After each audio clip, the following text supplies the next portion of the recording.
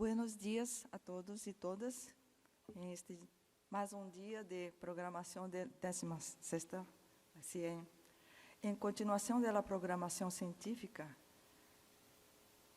yo tengo el honor de presentar a la oradora de la conferencia plenaria que nos brindará sobre el tema ¿Qué nos puede ofrecer Lesson Study en línea? Experiencias chilenas en formación docente y con formadores de futuros profesores. Soledad Estrella es académica del Instituto de Matemáticas de la Facultad de Ciencias de la Pontificia Universidad Católica de Valparaíso, Chile.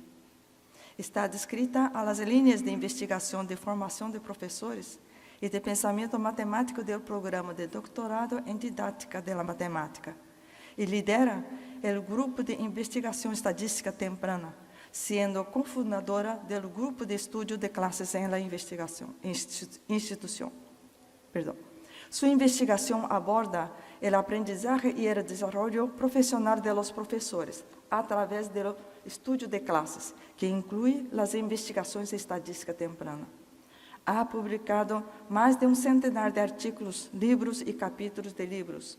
Participa activamente en la Comunidad Nacional de Estadística y de Educación Matemática, siendo presidenta electa de la Sociedad Chilena de Educación Matemática desde mayo de 2023, habiendo sido vicepresidenta en 2020 y 2022 y directora de la Sociedad Chilena de Estadística en 2020 y 2021.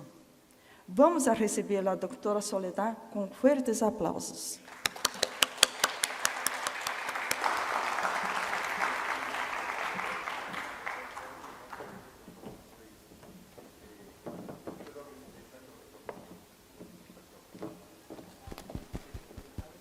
¿Sí? Bien. Muy buenos días a todos. Gracias por venir, porque sé que ayer hubo paseos largos y noches divertidas. Muchas gracias a Ángel y al todo comité por invitarme a dar esta charla. Bien, vamos para ello. ¿Qué nos puede ofrecer Lesson Study en línea? De repente voy a decir Lesson Study, de repente voy a decir estudio de clase. Vamos a estar hablando de lo mismo. Esa es la universidad, muy parecido aquí a Lima, estamos muy cerca del mar. De hecho, esa es la casa central, nosotros estamos en un cerro cercano y ahí debe haber unas 2 cuadras, estamos en el Océano Pacífico. También les quiero presentar el grupo que conforma el Grupo Estudio de Clases. Ese es el acrónimo, Grupo Estudio de Clases. Ahí tienen al fundador, Raimundo Olfo. Siempre hemos estado asesorados por el doctor Masami Soda de la Universidad de Tsukuba, con el cual tenemos una larga data ya de 15 años de apoyo. Habitualmente él viaja a Chile y nos asesora en estas ideas que tenemos. También tenemos acá a flamantes nuevos doctores, por eso están con corbata. Ellos están en su ceremonia de obtención del grado. Me gustaría detenerme en Sergio y en Pedro. Sergio empezó en el pregrado a trabajar en el estudio de clase.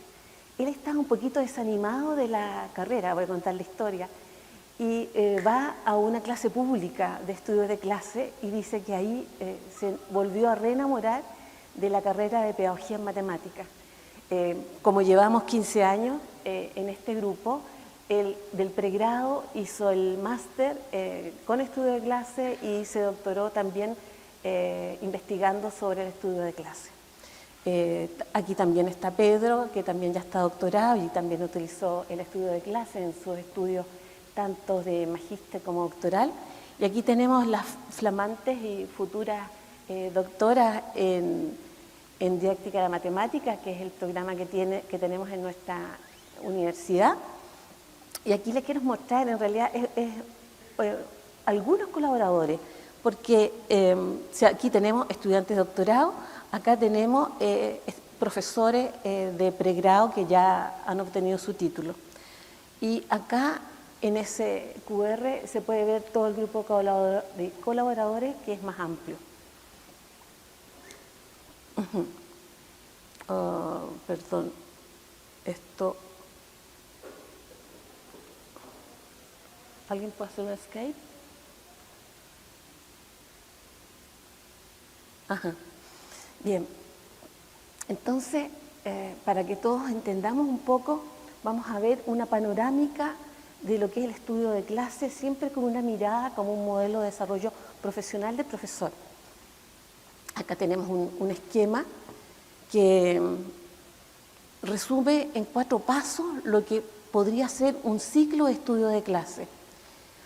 Un primer paso donde un grupo de profesores se reúne e identifica las necesidades de los estudiantes y formula metas acorde al currículo escolar, ¿sí? Se responde al currículo escolar de matemática en el caso nuestro, después se junta a planificar y a desarrollar un plan de clase enfocándose en la tarea, ¿sí? El plan de clase se enfoca en la tarea matemática. Esta es una idea mía en que se incorpora la ludicidad. Un escape, por favor. Y un punto muy importante es la anticiparse. Perdón, yo no lo hago. Perdonen. Y un punto muy importante es anticiparse a las dificultades y las respuestas de los estudiantes en este plan de clase. Por supuesto, entre cada una de los puntos del ciclo de estudio de clase, tenemos acá algunas actividades, ¿no? Proponemos, investigamos, hacemos lluvia de ideas, exploramos como profesores los conceptos y los procedimientos a enseñar. Acá hay una sesión que es importante dentro de este ciclo y que es la implementación del plan de clase que se ha construido colaborativamente. En la próxima diapositiva les voy a explicar más o menos cómo lo hacemos. Entonces, establecemos metas, planificamos y desarrollamos un plan de clase centrado en una tarea matemática, nos anticipamos a lo que va a vivir el estudiante, implementamos con 1 o 2 profesores, observamos, registramos, pueden ir a la clase en vivo o también ver después la clase en video y llegamos acá a revisar qué pasó con ese plan de clase que construimos colaborativamente para posteriormente acá mejorar el plan implementado, revisar los registros de video y reflexionar grupalmente del proceso y escribir una versión final del plan de clase.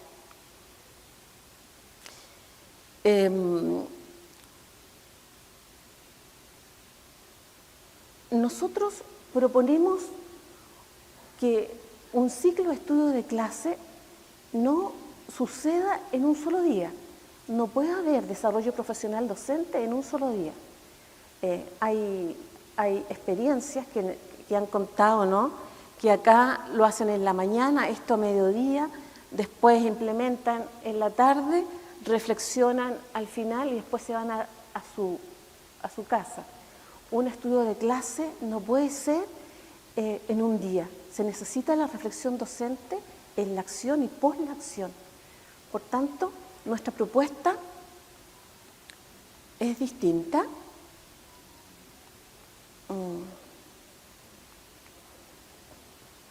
No se está moviendo. ¿No? Ay, sí, gracias. Bien, ahora lo que les estoy mostrando es un modelo de estudio de clase que hemos desarrollado tras nuestras experiencias en Chile. Entonces, como les contaba antes, aquí hay un ciclo de estudio de clase. Nos reunimos aquí con los profesores, 5 o 10 profesores de matemática, a desarrollar una lección. Especialmente las primeras veces tenemos experiencias con situaciones auténticas para que lo vivan. Después nos ponemos de acuerdo de qué se va a tratar el plan de clase, que puede ser una necesidad tanto del currículo escolar como una necesidad que veamos de aprendizaje de los estudiantes. Esta decisión parte del mismo grupo que confecciona el plan de clase. Posteriormente acá hacemos una primera versión de ese plan de clase, por eso le colocamos ahí versión 1. Y esa versión 1 la implementamos. La observamos y reflexionamos en torno a ella para reunirnos otra vez en una sesión 5 a mejorar ese plan de clase y lo dejamos en una versión 2. Lo volvemos a implementar acá y en una sesión 7 volvemos a reflexionar sobre ella para tener una versión mejorada de un plan de clase. Para esta tenemos una sesión 8. Esta sesión 8 es una sesión muy rica que nosotros hemos promovido, que es una sesión de reflexión y donde además tomamos algunos datos si hubo cambio en las percepciones de los profesores al vivir un proceso de estudio de clase. Si ven acá, he colocado el plan de clase, ¿no? Pero el plan de clase no es el objetivo final de un estudio de clase. El objetivo final es el desarrollo profesional docente en todo este proceso. En realidad, también me faltó apuntar que el estudio de clase tiene una trayectoria de 150 años en Japón. Nosotros lo hemos traído a Chile, pero se ha diseminado en los últimos 10 años en todo el mundo. Entonces, de esta diapositiva lo que nos tenemos que llevar es que nosotros como grupo de estudio de clase realizamos 8 sesiones con grupos de profesores y logramos hacer 2 ciclos, un primer ciclo de estudio de clase y un segundo ciclo de estudio de clase con un plan de clase mejorado. Y durante todo ese proceso hay un desarrollo profesional del grupo de profesores. ¿Cómo lo hemos hecho? Inicialmente empezamos desde la universidad y las escuelas. Por eso hay flechas que van y vienen. O las escuelas querían conocer el estudio de clase y se acercaban a nosotros, o nosotros, con algunos proyectos de investigación específicos, nos acercábamos a las escuelas para que vivieran el estudio de clase. Otra opción que tuvimos, y que sería la ideal, ¿no?, es que las propias escuelas tuvieran sus grupos de profesores que estudiaran sus lecciones, por lo menos un par de lecciones al año. Por eso está esa flecha al interior, ¿no?, que las mismas escuelas generaran sus grupos de estudio de clase.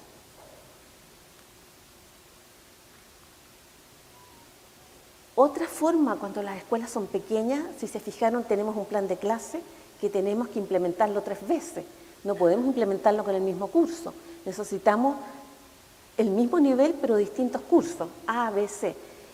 Eso lo podemos hacer en instituciones que son más o menos grandes, pero cuando son pequeñas, que tienen un profesor, lo interesante es que se puedan unir entre escuelas. Y entre escuelas se agrupen profesores y desarrollen un plan de estudio de clase. En el año 2019 nos anticipamos sin quererlo a lo que iba a pasar en la pandemia. Y el año 2019 con Yuriko y varios de acá, el profesor Isoa también, trabajamos un estudio de clase entre Chile y Brasil, que se los voy a mostrar un poco más adelante, y lo trabajamos vía Wi-Fi. Ahora no parece ninguna novedad, pero el 2019 todavía era una novedad.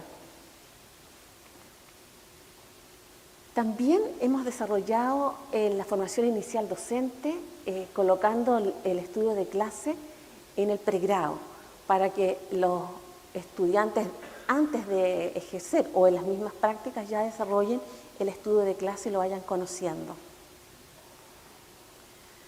Eso lo hicimos en el tiempo de pandemia, lo hicimos en Wi-Fi, pero también lo hemos hecho antes presencial y ahora también hemos vuelto a la presencialidad. Algo que es nuevo es que a nivel de país, con un estudiante de doctorado, hemos unido 3 universidades. Nuestro país es largo y angosta faja de tierra, y ahí tenemos a una universidad, otra y otra, y nos hemos unido en estudios de clase con los formadores de profesores de matemáticas. Esta ha sido una muy buena experiencia. Entonces hemos tenido acá estudio de clases con varias universidades. Y eso vamos a hablar un poco hoy día, ¿no? De qué nos ofrece el estudio de clase online. Bien, me pareció importante señalar qué fenómenos externos están obligándonos a hacer cambios en nuestras prácticas de aprendizaje y de enseñanza. Si lo piensan un poco y quizás lo puedan expresar, ¿qué fenómenos propician que cambiemos? ¿Lo pueden decir en voz alta, así nada más?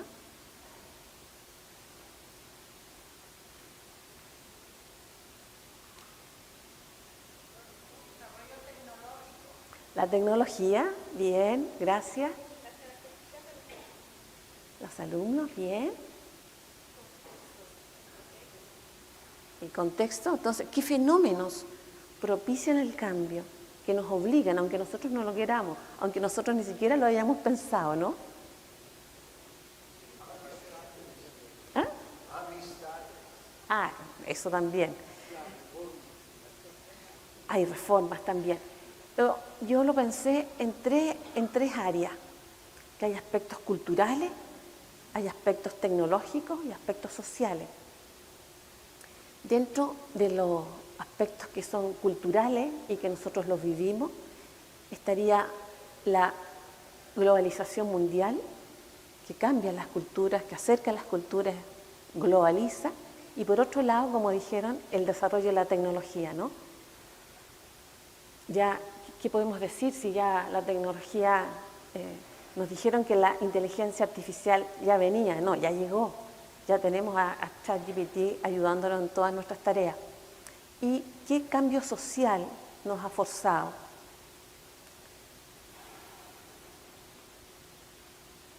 Bueno, el efecto de la pandemia, ¿no? La experiencia que tuvimos todos sobre hacer clase, innovar clase en formatos online.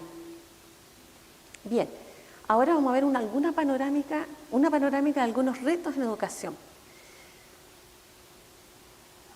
Tenemos que el Banco Mundial en 2021 nos avisa de que hay pobreza de aprendizaje que se esperaba del 53%, pero está llegando al 70% y al 75% en América Latina y el Caribe a causa de la pandemia. También tenemos que si bien la brecha mundial de cobertura de Internet a nivel internacional se acortó a un 5%, tenemos una brecha de uso que es superior al 32%, con datos del 2022. Por otro lado, tenemos las habilidades del siglo XXI, que se estima que el 60% de los niños que están estudiando ahora ocuparán empleos que aún no existen. Ahí tenemos también un desafío que abordar. Estos son datos de la ONU del 2020.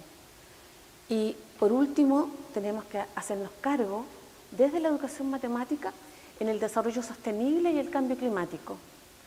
Como se señala ahí, 9 de cada 10 niños y niñas de América Latina y el Caribe están expuestos al menos a 2 crisis climáticas y ambientales. Como decía el profesor Uldarico, estamos en un ambiente de incertidumbre. Tomándome el último punto de problemas climáticos, les quiero mostrar una clase que se hizo en un grupo de estudio de clase que quería tomar el tema de cómo salvar vidas ante eventuales desastres naturales. No sé si ustedes recordarán, pero nosotros en Chile tuvimos un tsunami el año 2010, pero también hemos hecho clases, estudios de clases con incendios. Hicimos estudios de clases de incendios y se nos incendiaron unos cerros de Valparaíso. Hemos hecho de aluviones y, bueno, algo que era un poco del pasado ya lo tenemos en muchos países en el presente. ¿Un skate?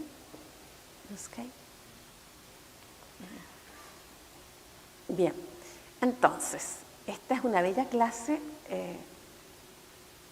en que se reunió un grupo para desarrollar una clase, es tipo STEM, porque tiene estadística, tiene un poco de ciencia, tiene un poco de matemática, orientada a salvar vidas ante un desastre natural. Y estas eran las ideas que iban saliendo, ¿no? Cuando estaba el grupo reunido.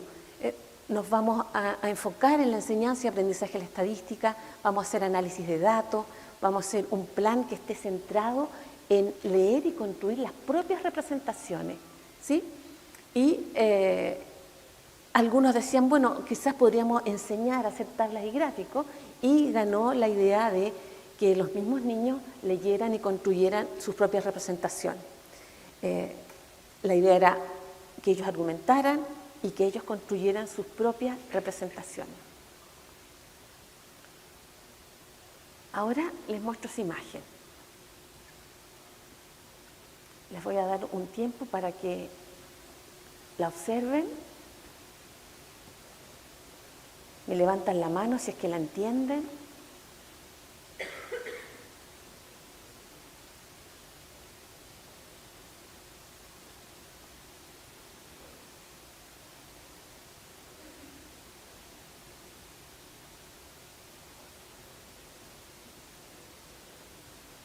Bien.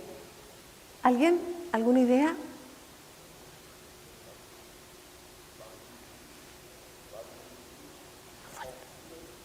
Olas, sí. Sí, son olas. Y tenemos una variable, dos variables, tres variables en juego.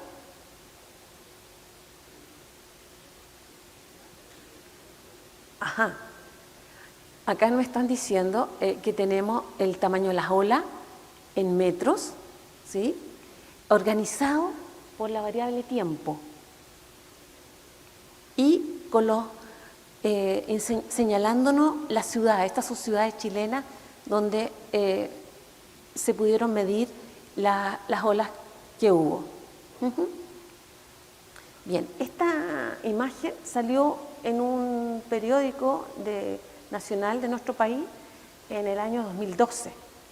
Fíjense que está pidiendo una interpretación que no deja de ser compleja al tener tres variables en juego conjuntamente. Entonces, con esa imagen se hizo el estudio de clase para niños de quinto básico.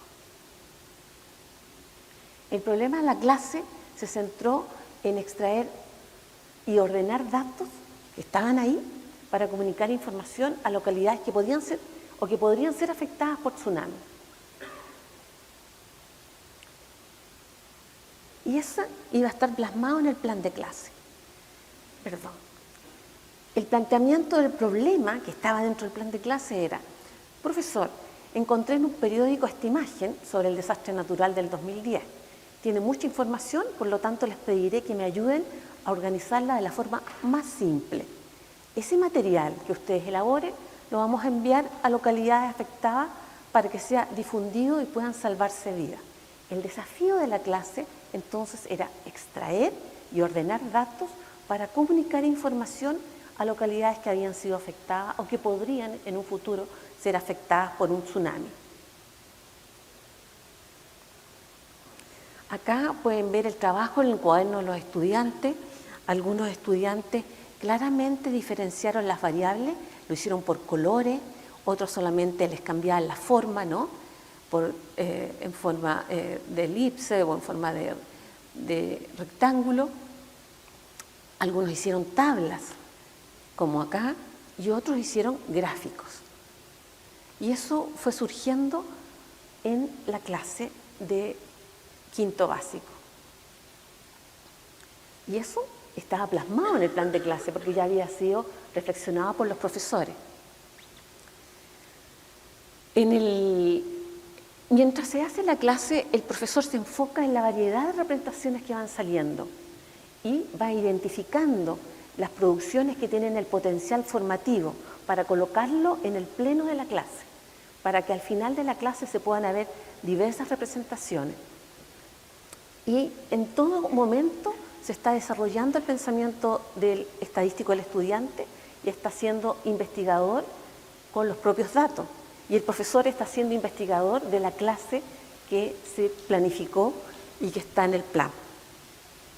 Acá tienen entonces una tabla, la acercamos más, y tenemos las olas. Acá lo enfoco porque era muy necesario que los estudiantes se dieran cuenta que en Dichato, por ejemplo, hubo varias olas. Ahí, si se fijan, 4 veces se repite, 3 veces hubo acá en Talcahuano. Entonces era importante que se fijaran que habían varios tamaños de ola, que no era una única ola, y que habían tiempos distintos. Acá, por ejemplo, en Dichato, que fue una de las olas más grandes que llegó, empezó con el mismo terremoto a las 3:49 de la madrugada, después uno a las 3:54, después uno a las 4:30 y después a las 7 de la mañana, otra. Esos puntos eran importantes y acá también se toman, ¿no? A la misma hora o un poco desfasadas, olas que llegaron a la misma ciudad. Y todo eso lo habían pensado los profesores en el plan de clase, estaba escrito allí.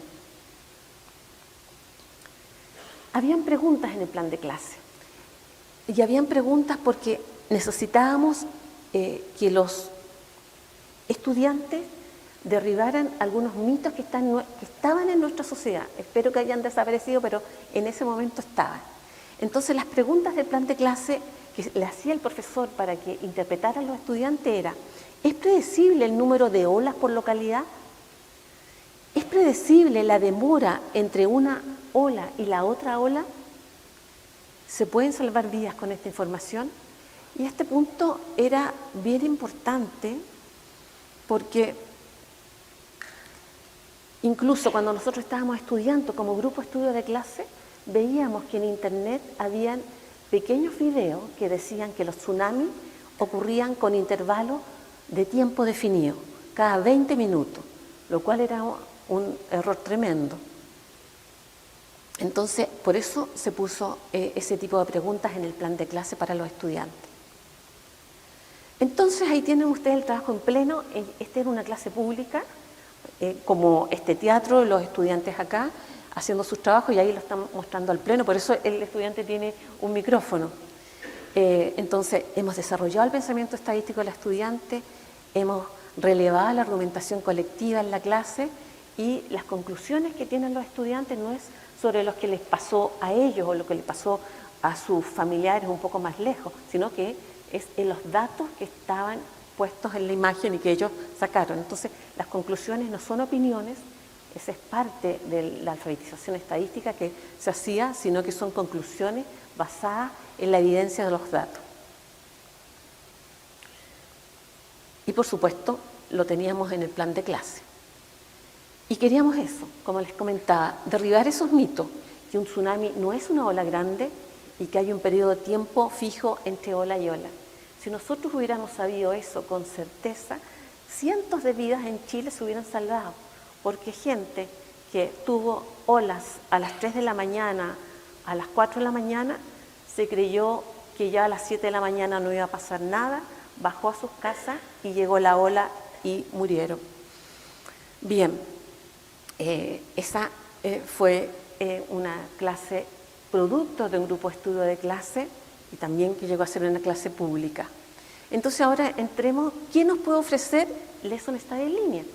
Ahora, en la formación continua de profesores, como les contaba, esta clase de cross-border, ese es el término internacional que se ocupa, cuando se transfieren la frontera, y ahí tenemos la clase de Brasil. Acá en Brasil tenemos el grupo curso, acá tenemos alguien que estaba filmando la clase, pero además muy atento a que el wifi y las conexiones estuvieran bien. Esta era una clase real. Acá estaba el pizarrón. En el caso de Brasil era una escuela con muchos recursos. Entonces tenían un traductor especial porque hacían español en la escuela. Entonces ahí si bien se hablaba portugués, los estudiantes también comprendían el español. Entonces, tienen la pizarra con los gráficos que estábamos analizando, y aquí tenían ellos la pantalla del aula de Chile. Por lo tanto, teníamos un aula empleada. No era solamente el aula de Brasil, sino que era el aula de Chile y Brasil. Acá les voy a mostrar ahora la parte de Chile, ¿no? Acá no teníamos traductor, estábamos nosotros en español, estaba la pantalla de Brasil, acá acuérdense que veían la pantalla de Chile, acá también teníamos los gráficos porque habíamos hecho el plan de clase conjuntamente y el modo de operar en la sala era similar. Acá nos abocamos a la educación STEM, teníamos que generar un debate entre los estudiantes respecto a si había un consumo responsable de energía. Presentábamos gráficos de Chile y presentábamos gráficos de Brasil. La idea era que ¿quién era más responsable? ¿Era Brasil responsable de energía o éramos los chilenos? Entonces presentábamos datos en gráficos y ellos tenían que argumentar basado en esos datos.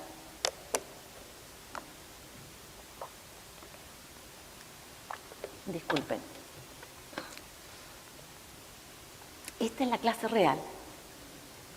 Acá, si se pueden ver, es todo muy parecido al escenario de aula de Brasil. Acá tenemos el escenario de aula de Chile. Todo es similar, excepto, como les contaba yo, la profesora traductora portugués-español. Aquí lo que fue rico era que un colegio de recursos, socioeconómicamente seguramente más alto, se pudo reunir con una clase en un colegio que tiene más déficit socioeconómico. De hecho, nosotros llevamos al grupo curso en el 2019, lo llevamos a nuestra universidad porque el wifi de su escuela era muy inestable. Entonces, podemos hacer estudios de clase con idiomas distintos y con diferencias culturales distintas. Allá está el material que tenían los estudiantes, ¿no? Comparaciones de Chile y Brasil en distintos años y aquí quién era más o menos responsable. Acá está un niño mostrándole al grupo de Brasil, en Chile, ¿no? Pero mostrándole al grupo de Brasil las ideas que tiene sobre el debate que estaba en el aula. Bien. También es ser un ejemplo de dos países y también lo hemos hecho con ciudades dentro de Chile. También ocupamos el consumo responsable de energía, pero a nivel local. Acá están los estudiantes trabajando sobre el debate que se formó. Acá, si se pueden ver, es una clase pública, por eso hay más gente, pero acá estaban los estudiantes.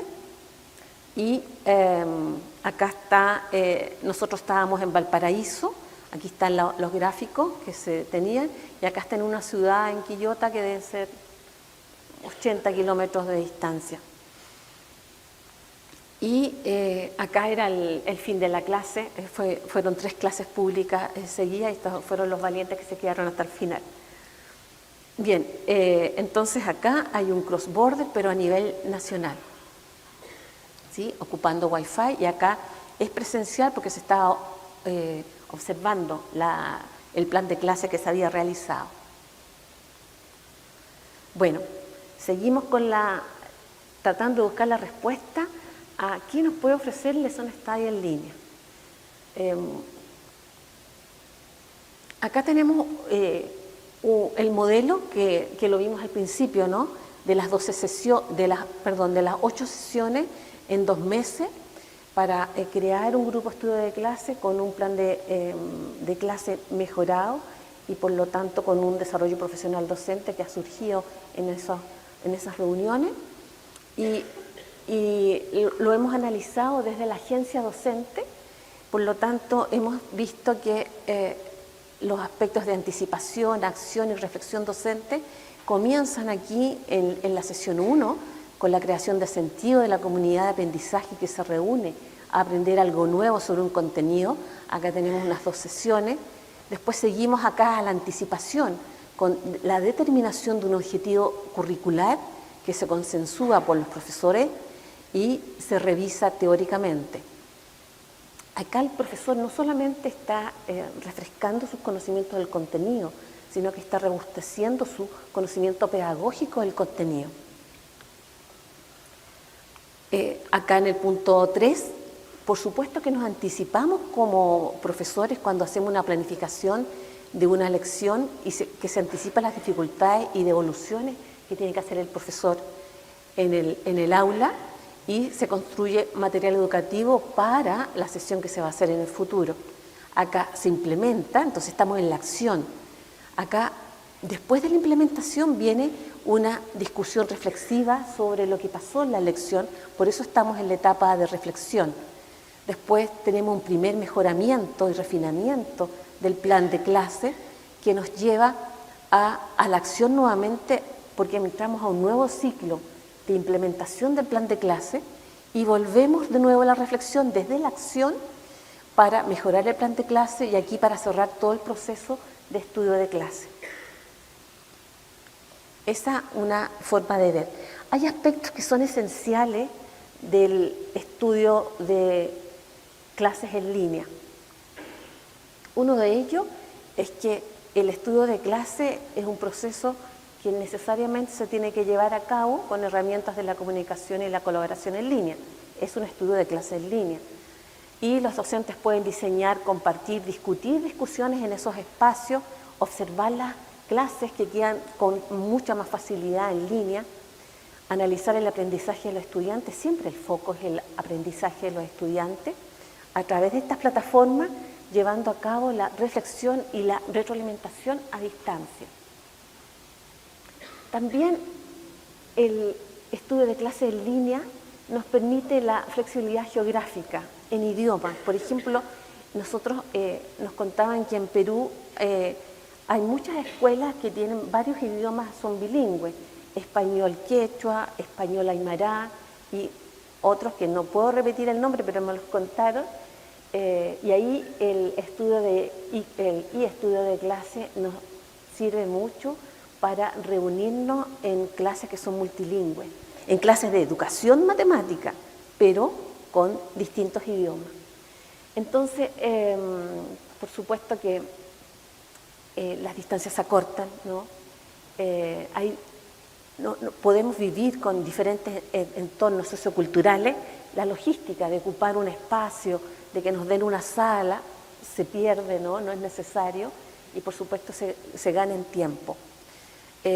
Pareciera que hay una comunicación más fluida, una colaboración más fluida entre los profesores cuando están en diferentes lugares, lo que facilita la difusión del plan de clase y la implementación en contextos, sobre todo cuando es un gran desafío el poder estar físicamente.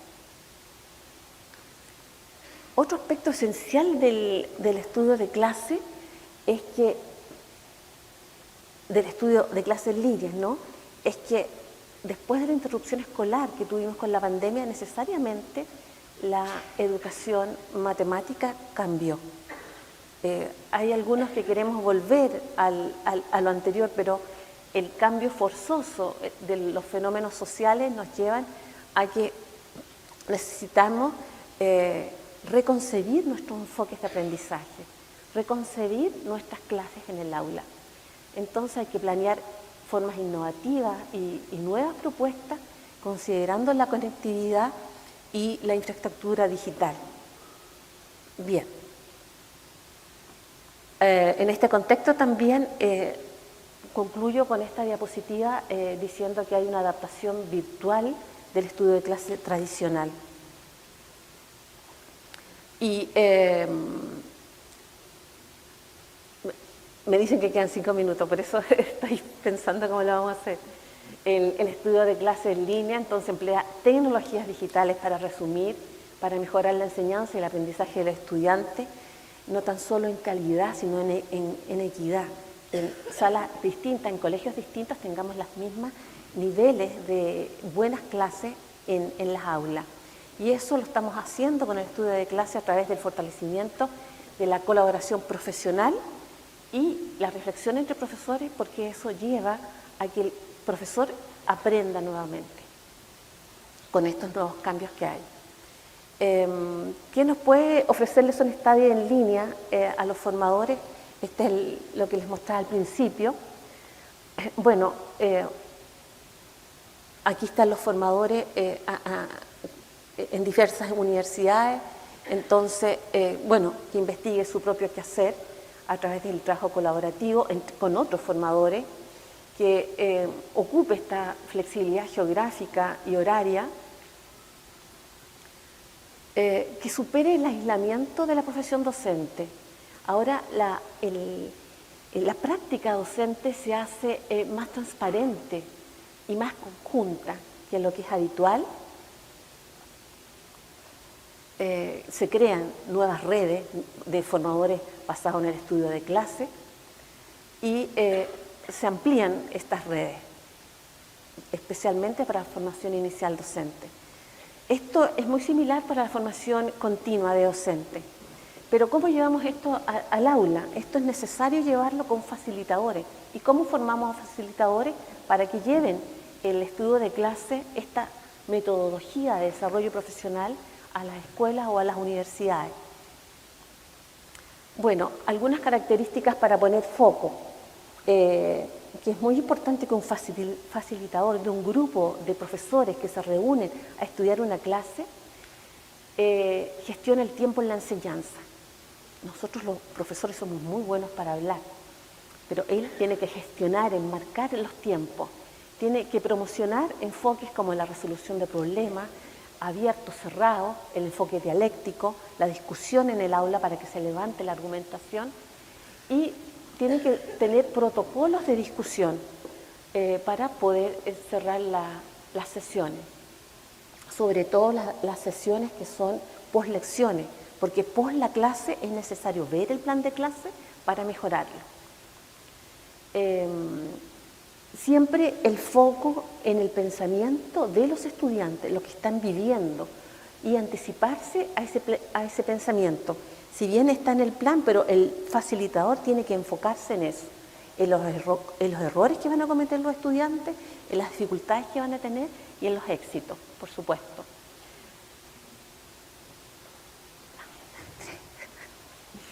Bien, también el foco tiene que ser el que el profesor se anticipe a la clase, no que reaccione a lo que está pasando, sino que haya un alto porcentaje de la clase que el profesor ya la haya previsto en el plan de clase y por lo tanto ya tiene, a las preguntas de los estudiantes ya tiene devoluciones de buen nivel y que van a ayudar a los estudiantes en sus dificultades. Bueno, y es que el facilitador que coloque el foco cuando está con los profesores en el uso y la discusión de la evidencia de aprendizaje para tomar decisiones de enseñanza que van a quedar plasmadas en el plan. Y también vamos a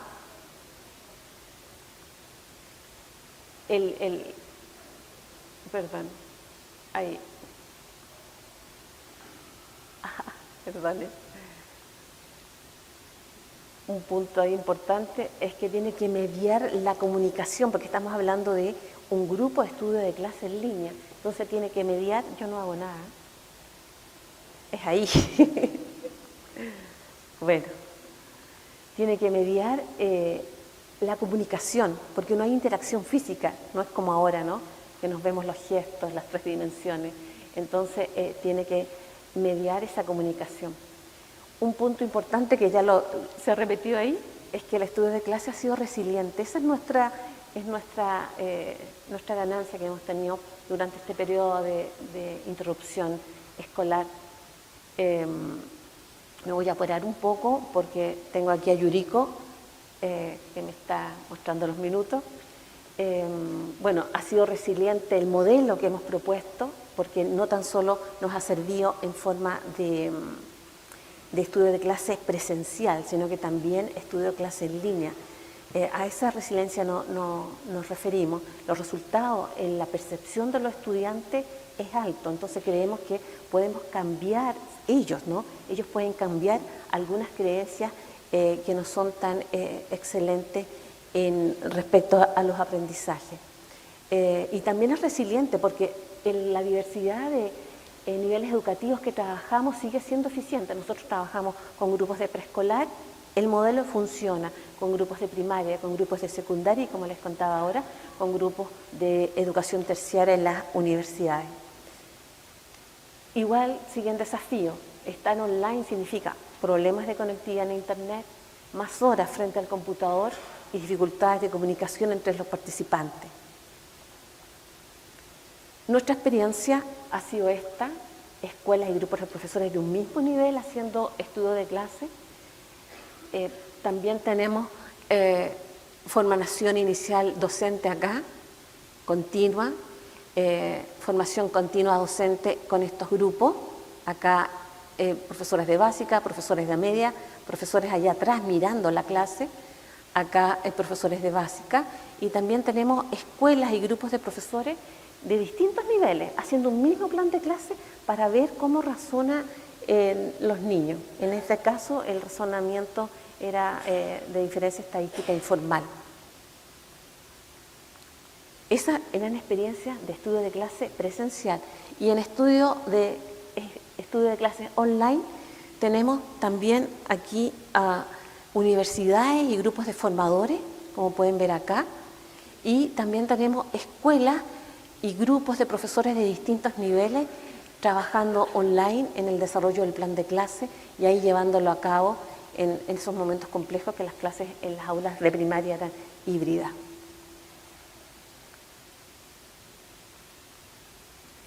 Bueno, de repente yo les iba mostrando algunas clases públicas. Es importante que la riqueza que sale de las aulas, los profesores son fantásticos, los estudiantes son fantásticos y el plan de clase hace que esas experiencias profesionales queden plasmadas en un plan de clase.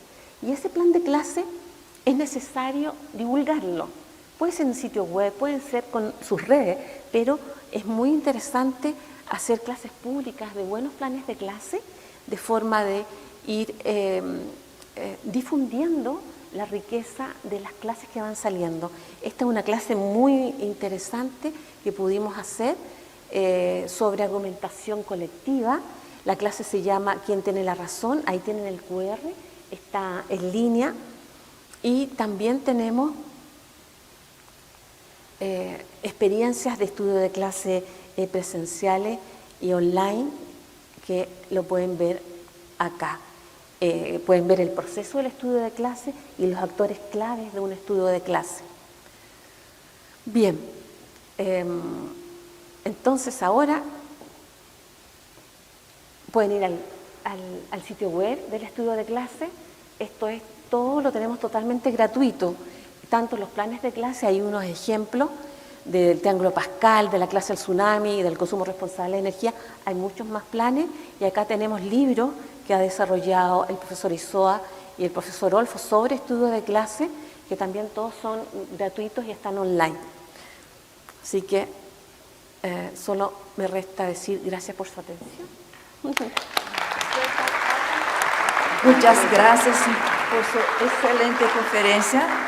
Nosotros tenemos a la tarde una sesión más larga de diálogo, entonces nosotros podemos profundizar las dudas y más informaciones acerca de esta experiencia maravillosa de estadística por medio de educación estadística con Lesson Study. Pero en este momento nosotros estamos abriendo la sesión de preguntas. Nosotros podemos abrir para una o dos preguntas, por favor.